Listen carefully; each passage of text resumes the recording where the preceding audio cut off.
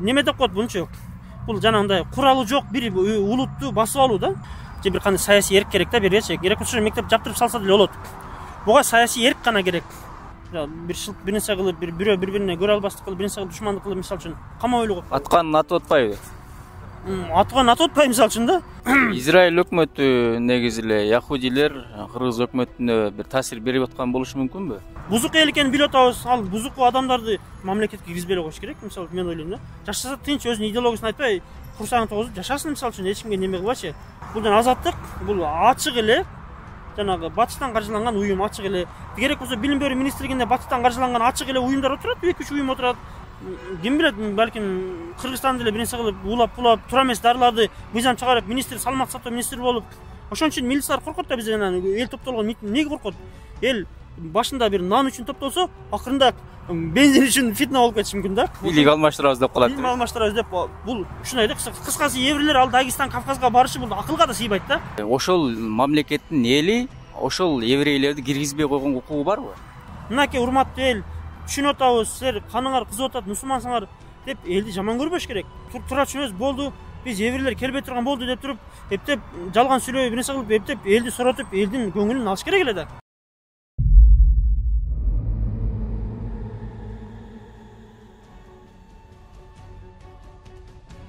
Assalamu alaikum урматтуу мусулман бир туугандар. Азыр бүгүнкү күндө коомубузда талкуу болуп аткан 36-чы Бишкектеги 36-чы мектеп, еврейлердин мектеби боюнча азыр укук коргоочу адвокат менен кеңири маек кылабыз. Assalamu alaikum урматтуу Кубанычбек Бакиров. Алейкум ассалам ва рахматуллахи ва баракатуху. Айтсаңыз, укук коргоочу катары, жана мусулман катары айтсаңыз, бул Бишкекте еврейлердин мектеби жана алардын акыйдасы боюнча, алардын дини боюнча окутулушу, биздин балдарыбызды окутушу Кыргызстан үчүн, улуттук коопсуздук үчүн мындай терс таасирин тийгизбейби? Албетте тийгизет. Буну бардык эле мындай ой жүгүрткөн адам бар эле түшүнүп эле атат. Даже мындай динди айтпаганда деле түшүнүп эле атабыз. Биз кыргыз, мисалы үчүн, динди айтпаганда деле кыргыз бир улуттук бир кандайдыр кызыкчылыктар бар да. Бул албетте терс таасир сөзсүз түрдө тийет. Албетте сөзсүз түрдө ачык эле алар ачык эле кыргыз улутун мындай четке кагып эле мындай өзүнүн жана еврей жөөттөрүнүн немесин, идеологиясын таңуулап, жанагы сектор газда мусулмандарды өлтүрүп атканына колдоп, геноцидти колдоп, ачык эле Кыргызстан аймагында туруп колдоп туруп, жанагындай акция кылып, жанагындай желегин коюп туруп, неме кылып чыгышты го. Бул вообще эле мындай кандай десем бир көп кеткендек го, баржет этип кеткендек го. Үйдүн ээси жоош болсо эмне дейт, жана коногу билейт деби. Албетте сөз таасир этет. Буну талаш жок, мына любой адам бул пикирге кошулат. 36-чы мектептин директору убагында Time of Israel деген сыяктуу бир журналга, гезитке, журналга ошол интервью берген экен да. Биздин окуучуларыбыз бар, алар ийгиликтүү бүтүп атышат.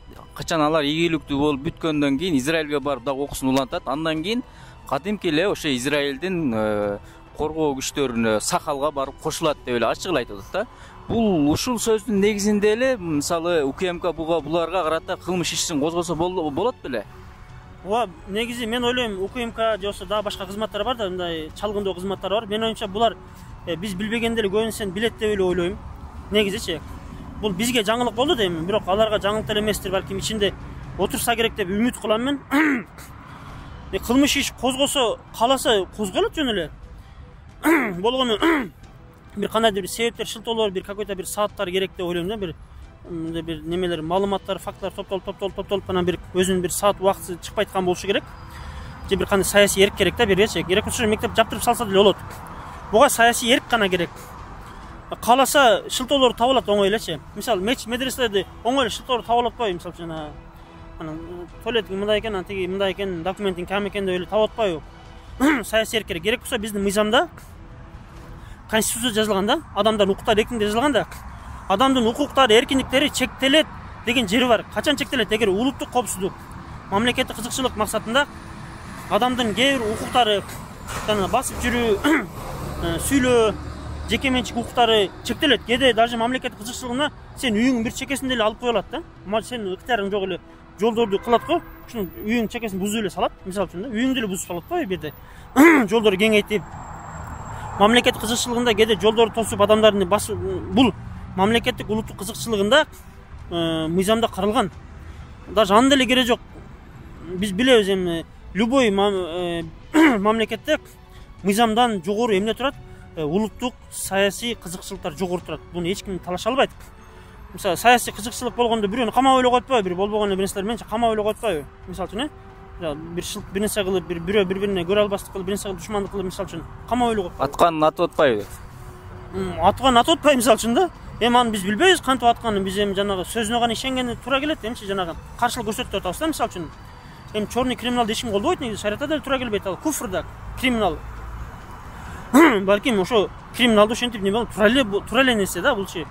Мисалы үчүн да, милицияларга караганда криминалдан адамдар балким көбүрөөк жабыркап жаткандыр, бир нерсе тоноп анан бизнесин тартып алып мисалы үчүн да. Балким да. Ошого куду ушундай эле криминалды эле мындай тескке туткандай эле, мисалы буну деле тескке алат. Болгону балким бир какой-то бир убакыт саатын күтүп атса керек деп биз эми үмүт кылабыз, күмөн кылабыз демчи. Израиль өкмөтү негизи эле яхудилер кыргыз өкмөтүнө бир таасир берип аткан болушу мүмкүнбү? Мен ойлойм, бир кыйыр түрдө таасир бериши мүмкүн, балким ачык түрдө таасир бериши мүмкүн билбейм. Негизи эле мен ушундай көз караштамын. Негизи эле дүйнөлүк мамлекеттер бири-бирине эми күчтүү мамлекеттер, мисалы үчүн жанагы Россия, Евросоюз, АКШ, жосо мисалы үчүн Түркия, жосо Израиль, жосо Кытай таасир этип эле келет. Ачык айтканда ачык эле айтышы мүмкүн, мисалы үчүн келип алып чай ичип атып, падыша менен падыша, министр эми билесиз да, биягыны мындай кылып чечип алайлы, биягы мындай кылып чечип алайлы деп ачык айтышы мүмкүн, кыйыр түрдө айтышы мүмкүн, башкача кысым кылышы мүмкүн, чегараны жабып, жосо жана мигранттарды кыйнамыш болуп, кыйыр түрдө ишарат кылышы мүмкүн. Таасир ачык айкын эле берет да. Таможенный союз кылып, бир нерсе кылып, көз карандылык кылып, бир нерсе кылып таасир берет албетте. Таасир берген үчүн жанагы Бишкек шаарынын мэриясынын эсебинен жана ошо еврейлердин немеси төлөнүп келди деп бир 2 жыл мурун ызы чүйлө чыкты го. Депутаттар көтөрүштү го. Биз еврейлердин мектебин ысык суу, коммуналдык кызматтарын биз неге төлөп атабыз деп чыгарышты го. Ошол негизи мыйзамга туура келеби? Туура келбейт да. Кандай бир мектепти качан ошо төлөп жүрдү эле? Качан төлөп жүрдү эле? Мамлекеттик мектеп, даже мамлекеттик мектептердин деле эми бюджетинен төлөйт негизичи. Бирок ал ачык эле айкын мамлекеттик эмес да. Еврейлердин желеги турат, еврейлердин идеологиясын үйрөтөт экен, еврейдин Израилге барып үйрөтөт экен. Ал ачык эле мамлекеттик эмес да. Кыргыз мугалимдер деле болбосо керек. Болсо дагы еврейлешип кеткен, жөттөшүп кеткен бир адамдар да мындай. Анан даже биздинче жана айтып келип кетти, жанагы ыктыярчы деп коет го, волонтер, жосо доброволец деп коет. Кыргызстандын добровольцтери жанагы ООНдун добровольцтеринде Африка, башка өлкөлөрдө жүрүшөт. Куду ушундай эле Израилде деле жүрүшөт. Контракт менен жүрүп аталачы, контракт менен.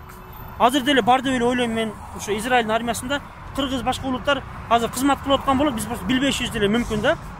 Бул бир эң алго майли айрда бир нерсе болуп ошо жерде өмүр өтөт экен. Кыргызстанга таасир этпеш деле мүмкүн.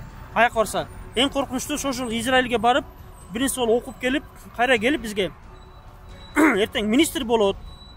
Алчы, министр болуп билбейсиң, ал Израилде окуп келген, сен билбей эч ким билбейт да. Анан эсими билиш мүмкүн. Ал келип жетекчи болуп бир жерге кызматка отуруп калса, анда ошол копту да. Ал өзүнүн саясатын жүргүзүп, бир чечимдер кылып, бир жер пер сатып жүрүш мүмкүн, мисалы үчүн да. Бир объекттер берип коюш мүмкүн, мисалы. Ошол коркунучтуу кайра ошол жанагы жөөттөрдүн идеологиясын, негизи эле башка өлкөнүн, башка улуттун, башка диндегилердин идеологиясын сиңирип алып туруп бизге кызматка келип отурса, ал албетте бизге бир кыянат кылат да. Ачык эле кыянат кылып атпайбы азыр эле, мисалы ачык эле. Азаттыктын балдары деле мамлекеттик кызматта да отурбайбы? Ошон азаттыктын ачык эле любой мусулман билет, ал мисалы үчүн эмне маалыматтар чыгат, маалыматтарды мисалы кээде жакшы маалыматтар чыгарат, чындап элечи, паракорчулук, кээде бир көйгөйлөр чыгарат ачык эле, бирок биз жакшы эле билебиз. Жана өзгөчө мусулманчылыкты жандай жамандоо максатында, каралоо максатында маалыматтар чыгарат, ачык эле чыгарат да. Бузукулук, бул бузукулук ачык эле. Анан динди жаман көрсөтүп, молдолор бир жерде бир молдо эмес эле бир адамды молдо экен, имам экен деп эле бир жерде бир кичине сакал өсүп калып, бирөө бир нерсе кылып койсо эле молдо экен, имам экен, анан хижапчан экен деп жолугу жок бирөө бир нерсе кылса, жолугу жок кылды дебейт, туурабы? Ошогон жана динге болгон немеси, Кыргызстан 90% мусулман да. Бул вообще мындай азаттыктын ошол жагын мен колдобойм, берки жактарын колдойм. Жана ачык айкын жана паракорчулук, бюрократияларды чыгарат го, жанагындай иликтеп, баланча ошол жерден үйдү урдап, неме кылып, ошолор чыгарсын, ал иштесин. Ошол жагын колдойбуз, бирок именно жанагы жагын эч ким колдобойт анча. Балким өздөрүнүн деле кызыкчылыгы болушу мүмкүндүр да, ошондой нерселерди чыгарып, элдин эмоциясын козгоп. Өздөрүнүн кызыкчылыгы, аябай журналисттер бүт баары жанагындай идеологиясы бурулуп бүттүгөн да, батыштын баалуулуктарын алар кадимгидей таңуулайт да бизгечи. мисалы үчүн Кыргызстанда жана бача-баздарга укуктары кысылат, кысым болот экен деп калп эле бир эки бача-баз сүйлөтүп коет, жана милициялар бизди көчөдө сындырат, аны 1 сом алат деп. Бул жалган деле болушу мүмкүн да. Анан калп эле Кыргызстанда бача-баздарга эркиндик жок экен, анан бача-баздар калаган жеринде эле ичип чегеле жүрүшөт бача-баздар. Ошо калп эле бача-баздарды ушинтип элдердин пикирин бузуш үчүн, жаштардын пикирин бузуш үчүн бача-базанан бача-баз деген бар турбайбы? Андай бар турбайбы, мындай бар турбайбы деп элдин пикирин бузуш үчүн ушу бача-баздык түшүнүктөрдү, ошон жана бузукулук, аборт сыяктуу бүт түшүнүктөрдү жаштардын астына ушинтип сиңирип жайылтат да. Мектептерде деле ушу жана батыш немелер жанагы безопасный жыныстык мамиле сактангыла деп отуруп, мисалы үчүн жана зынаны жайылтып атпайбы? Илгертен 90-жылдардан бери даңазалап келип атпайбы? Куду ушундай эле. Бул жана азаттык, бул ачык эле жанагы батыштан каржыланган уюм, ачык эле. Керек болсо билим берүү министрлигинде батыштан каржыланган ачык эле уюмдар отурат, 2-3 уюм отурат. Билим берүү министри ачык эле айткан, менин министрлигимде имараттын жарымын батыштан каржылангандар, МПОлор отурат. Булар эмнеге отурат дейт? Биздин инструкцияларды алар жасап атат дейт. Керек болсо биздин сотторду, прокурорлорду, адвокаттарды мамлекет кызматкерлери батыш учебный центрлар аркылуу жыл сайын үйрөтөт. Ар кандай бир түшүнүктөргө, идеологияга үйрөтөт кадимкидей. Гендерный равенство, анан бирнерсе, анан бирнерсе жакшы нерселерди үйрөтөт. Мисалы силер мындай жакшы, бирок арасында бузукулук нерселерди үйрөтөт да. Бул туура эмес албетте. Бул неме деп коет бунчу? Бул жанагындай куралы жок бир улутту басып алуу да. Интервенция бул мындай жашырын өзүң билбейсиң, 1 жылдан кийин карасаң эле Кыргызстанда мисалы үчүн азыр жана Түркияда кемалисттер өтө көп да. Өтө көп кемалисттер. Кемалга кадимкидей сажда кылып сыйынышат. Алар мечиттерге каршы ачык эле мен президент болсом мен мусулмандарды кысым кылам деп эле айтып атат. Мисалы үчүн ушул сыяктуу улуттун неме бөлүп жара турган, согушка алып келе турган, тирешке алып келе турган, кийин ушундай бир муунду ушулар өстүрө турган бир немеден бир кандайсын бир багыт десек болот, бир агым десек болот. Мына ошо жөөттөр деле куду ушундай, батыш деле ушундай, максаттары бирдей эле. Баарыныкы туура эмес. Биздин мусулманчылык немеге адамгерчиликке деле туура келбейт алардын немесичи. Демек бул азаттыкка караганда биздеги Бишкек шаарындагы 36-мектеп көбүрөөк коркунучтуураак болуп калабы ошондо? Экөө тең эле бирдей эле коркунучтуу болсо керек. Эми бул балдарыбызды окутуп атпайбы? Экөө тең эле бирдей эле коркунучтуу деп ойлойм. Неме балким жөөттөр албетте, жөөттөр эми бирки азаттык эми бирөөнү келип туруп камап өлтүрүп алиңдей кылбайт да. Жөөттөр ачык эле өлтүрүп атпайбы, геноцид кылып атпайбы? Анан жөөттөр ачык эле жандай Куранда да айтып атпайбы алар кандай ыплас адамдар экенчи. Алар геноцид кылып атат, өлтүрүп атат. Эртең ким билет, балким Кыргызстанды эле бир нерсе кылып улап туура эмес дарыларды мыйзам чыгарып, министр саламаттык сактоо министри болуп, туура эмес дарыларды берип, азык-түлүк коопсуздук, башка коопсуздук жактарынан маалымат коопсуздук жагынан бир нерселер кылышы мүмкүн, биз билбейбиз да. Эми Дагестандагы окуя боюнча айта кетсеңиз, мусулман катары айтканда ой пикириңиз кандай? Менин оюмча бул эми карапайым адамдарды көбүнчө бир атайын күчтөр башкарат да, фитна кылат. Менин оюмча жакшы билет, жөөттөр Кавказдагылар горячий мындай өрттүкен баары жакшы билет. Билет аяка Израилден самолет кетип атыптыр. Бул даже мен ошо жөөттөр аяка барганына деле ишене бербейм менчи. Россияда ошончо райондор бар, еврейлердин атайын бир райондору бар, еврей автономный округдары бар Россиядачы. Неге Россияга жибербейт? Ошо Кавказга барганына деле мен шек күмөнүм бар да. Бул жерде атайын бир мусулмандар жаман көрсөтүү максатында, провокация кылуу максатында маалыматтар кетирилген. Жана мынакей самолет бул жерге учуп келиптир, самолет бул жерге конуптур, мен конуптур деп анан бир өзбек жанагы немени анан сен еврейсиң деп кичине ошону асылыштык. Еврейлер келгенине деле күмөнүм бар менчи. Келсе бирөккө келиши мүмкүн. Ошо маалыматты негизи еврейлер келсе өтө секретный келип кеткен, эч ким билбей деле калат болчу. Муну бирөөлөр атайын неме кылган. Билет Дагестан, Кавказдар өтө горячий. Алар закон погон ур ойнойт. Керек болсо өлтүрүп деле кетет да, бычак намыс үчүн бычактап деле өлтүрүп деле түрмөгө деле камалып кетет дечи. Кайдыр келип айтышат, келип арактын сатпа дейт да, анан сатпасаң түнү магазин өртөп жүрсө автомат менен магазин атып деле кетет экен да. Олорду билип туруп анан еврейлер барып аткан маалыматты ким жайылтты? Элди башкарыш кыйын да. Ошон үчүн милициялар коркот да бизден, эл топтолгон эмнеге коркот?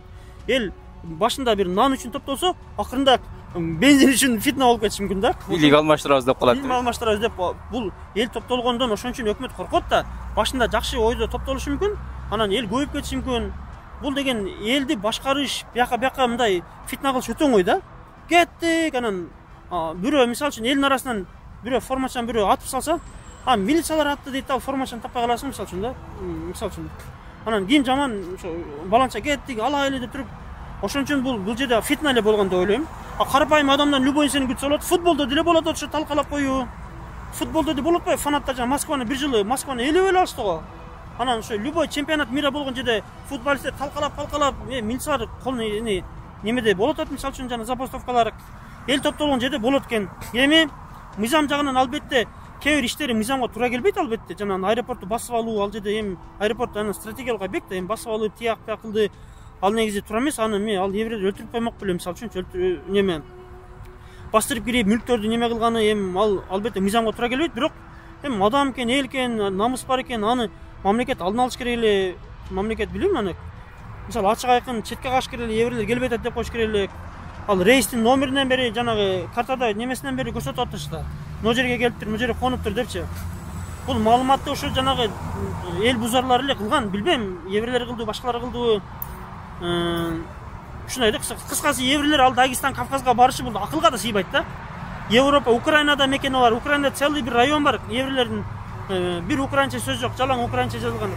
Россияда еврейский автономный округ бар, мисалы үчүн да. Көп. Кыргызстанга келсе, кыргыздар деле еврей менен али англичан, Европанын айырмасы фаркын билбейт. Мисалы үчүн да. Кыргыздар дагестандыктар да өрттө эмес, мисалы үчүн. Эми кирген тагдырда деле, келген тагдырда деле ошол мамлекеттин эли ошол еврейлерди киргизбей койгон укугу барбы? Эли наразы болуп атса, эртең майли мисалы элестет эли самолет конду, элдер билбей калды, эртең ошол жерге бир жерге Дагестан, Кавказга жайгашат эле, жашайт эле. Булар өкмөт, бийлик буну алдын алыш керек эле, келип атыптыр еврейлер. Кантип эле жана аэропортто ФСБлар иштебейт, келип атат, эртең Дагестандар өрт болот. Эртең аэропортто болсо жатаканасынан бар эле бычактап коюшу мүмкүн эле, өлтүрүп бир нерсе өрттөп коюшу мүмкүн эле. Өрттөдү го, бир жатакана өртөп салды го. Демек алар ошо самолетту ошондон ары кайра учуруп салыш керек эле өкмөтчү. Өкмөт эми өкмөттүн колунан кээде башкара албай турган, өзгөртө албай турган учурлар болот экен да. Ал билди, элдер ушундай көп бастырып кириши мүмкүн. Демек өкмөт муну алдын алып, самолет келсе дагы келди, кайтарып учурдук деп туруп, мындай элди тынчтандырып, элди соротуш керек да. Мынакей урматтуу эл, түшүнүп атабыз, силер каныңар кызып атат, мусулмансыңар деп элди жаман көрбөш керек. Туура түшүнөбүз, болду, биз еврейлер келбей турган болду деп туруп, эптеп жалган сүйлөп, бир нерсе кылып, эптеп элди соротуп, элдин көңүлүн алыш керек эле да. Кайра элдер камабайчы, туурабы? Эл укугу барбы? Эл пикирин айтууга, наразын айтууга укугу бар де. Айта эле атпайбы, мисалы үчүн да. Сен али элдин оозун жапсаң, эл бир күнү башка жактан жосо кийин топтолуп, жосо орун жашсаң, жанагындай не дейт, жана өлүм ашкере кылат, жосо мал арам өлөт дейт, туурабы? Элдин ичиндеги буктары бар, пикирлери бар. Элдерге атан шарт түзбөчү, келгиле элдер айткыла, эмне сөзүң бар, кел ук, эмне айт, мен өзүм айт, эмне кылсам, эмне кылайын? Эмне кыласың, еврейди өлтүрөсүң, жок, кирбесин, болду, мен убада берем, киргизбейин деп элдер менен мындай сүйлөшүш керек. Диалогко келиш керек да. Анан элдин оозун жаап кеткиле, камагыла деп анан жандай неме кылса, эл экен да. Эл алинде жана бабанов айткандай, эл бул сел деди го, мисалы үчүн да. Кээде эл сел болуп калат экен, ар кандай да, кээде бар кандай болот экен, алдын ала билбейт экенсиң. Ошон үчүн элчилик, бийлик буга ийиле турган учурларда ийилиш керек. Анчанча даныш хикмат кыла турганча хикмат, анан мен бир какой-то бир 4 жөөт үчүн бир 100 дагестандык өзүнүн жаранын камабайбы, туурабы, мисалы үчүн да. Ал заборду оңдоп койсо болот, айнекти бүтөп койсо болот, мисалы үчүн да. Ал бүтөп койсо болот, анча. Бузук эл экенин билип атабыз, ал бузук адамдарды мамлекетке киргизбей эле коюш керек, мисалы мен ойлойм да. Жашаса тынч, өзүнүн идеологиясын айтпай, курсагын тогузуп жашасын, мисалы үчүн эч кимге неме кылбачы. Туурабы? Ошо. Алла разы болсун, рахмат сизге.